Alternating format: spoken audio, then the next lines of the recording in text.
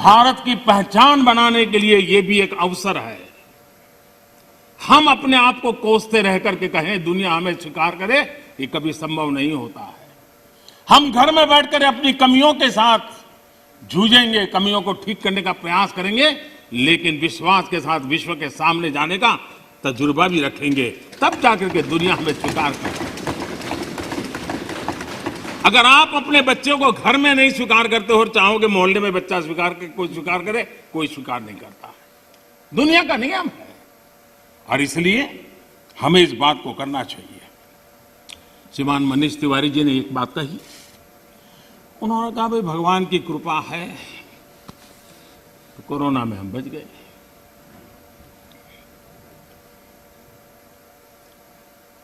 मैं इस बात से जरूर कुछ कहना चाहूंगा। ये भगवान की ही कृपा है जिसके कारण दुनिया इतनी बड़ी हिल गई, हम बच गए। भगवान की कृपा,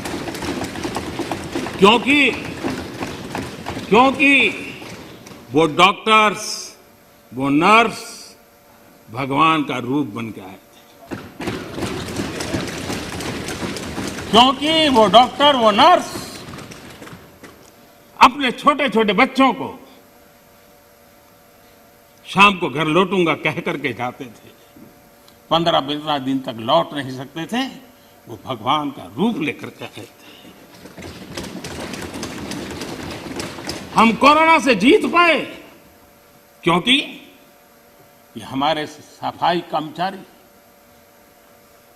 मौत और जिंदगी का खेल उनके लिए भी था, लेकिन जिस मरीज के पास कोई नहीं जा सकता था, मेरा सफाई कर्मचारी वहां जाकर के उसको साफ सुथरा रखने का प्रयास करता था।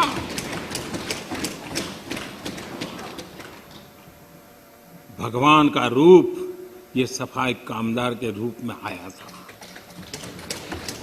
कोई एम्बुलेंस चलाने वाला ड्राइवर पढ़ा लिखा नहीं था, उसे पता था कि मैं जिसको लेके जा रहा हूं वो कोरोना पॉजिटिव है। वो एम्बुलेंस का ड्राइवर भगवान के रूप में आया था हजारों की जिंदगी, और इसलिए भगवान का रूप ही था जिसने हमें बचाया है। लेकिन भगवान अलग अलग रूप में आया था, और जितनी हम उनकी प्रशंसा करेंगे, जितना हम गौरवगान करेंगे, देश की सफलता का जितना गौरवगान करेंगे, हमारे भीतर भी एक नई ताकत पैदा होगी। कई कारणों से जिन लोगों के भीतर निराशा फैल चुकी है, उनको भी मैं कहता हूं कि कुछ पल के लिए 130 करोड़ देशवासियों के इस पराक्रम को याद कीजिए, आपके अंदर भी ऊर्जा आ जाएगी।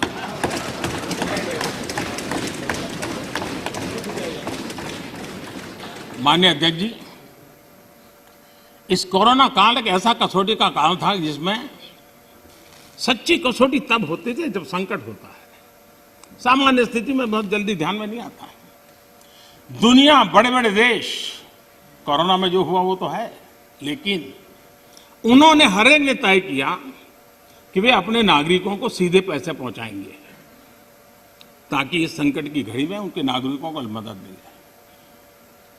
आपको जानकर के ताज्जुब होगा, दुनिया के बहुत सारे देश उस कोरोना, लॉकडाउन, कर्फ्यू, आशंका, इस वातावरण के कारण चाहते हुए भी खजाने में पाउंड और डॉलर के ढेर होने के बावजूद भी अपने नागरिकों तक नहीं पहुंचा पाए।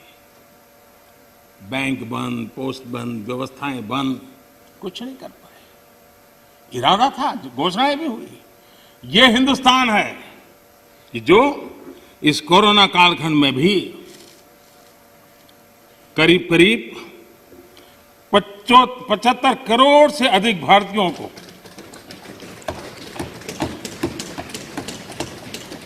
राशन पहुंचा सकता है, 8 महीने तक राशन पहुंचा सकता है। यही भारत है जिसने जनधन, आधार और मोबाइल के द्वारा 2 लाख करोड़ रुपया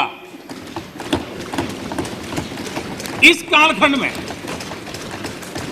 लोगों तक पहुंचा दिया। और दुर्भाग्य देखिए, जो आधार, जो मोबाइल, ये जनधन अकाउंट इतना गरीब से काम आया, लेकिन कभी कभी सोचते हैं कि आधार को रोकने के लिए कौन लोग कोर्ट में गए थे, कौन लोग सुप्रीम कोर्ट के दरवाजे खटखटा रहे थे। मैं कभी कभी हैरान हूं, और आज मैं इस बात को बार बार बोलूंगा, अध्यक्ष जी मुझे क्षमा करना।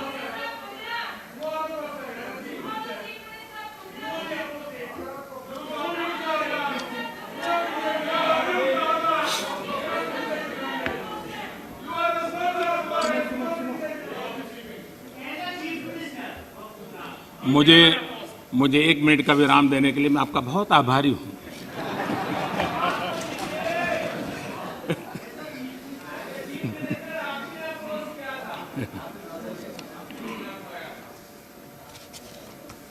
इस हसन में कभी कभी अज्ञान भी बड़ी मुसीबत पैदा करता है। माननीय अध्यक्ष जी, ठेले वाले, रेहड़ी पटरी वाले लोग इस कोरोना कालखंड में उनको धन मिले, उनके पैसे मिले, ये उनके लिए किया गया और हम कर पाए। आदरणीय अध्यक्ष जी, हमारी अर्थव्यवस्था इस कालखंड में भी हमने रिफॉर्म का सिलसिला जारी रखा और हम इस इरादे से चले कि भारत जैसे अर्थव्यवस्था को उबारने के लिए, बाहर लाने के लिए हमने कुछ महत्वपूर्ण कदम उठाने पड़ेंगे। और आपने देखा होगा, डे 1 से अनेक विधि से रिफॉर्म के कदम हमने उठाए और इसका परिणाम है आज ट्रैक्टर हो, गाड़ियां हो, उसका रिकॉर्ड सेल हो रहा है। आज जीएसटी का कलेक्शन एवर हाईएस्ट हुआ है। ये सारे आंकड़े हमारी अर्थव्यवस्था में जोश भर रही है। ये दिखाई दे रहा है कि नए जोश के साथ भारत की अर्थव्यवस्था उभर रही है। ये हम दिखता है। और दुनिया के जो लोग हैं, उन्होंने ये अनुमान भी लगाया है कि करीब करीब 2 डिजिट वाला ग्रोथ अवश्य होगा। 2 डिजिटल ग्रोथ की संभावनाएं सभी पंडितों ने कही है और मुझे विश्वास है कि इसके कारण इस संकट के काल से भी, मुसीबतों के बीच से भी देशवासियों की अपेक्षा के अनुसार देश प्रगति करेगा।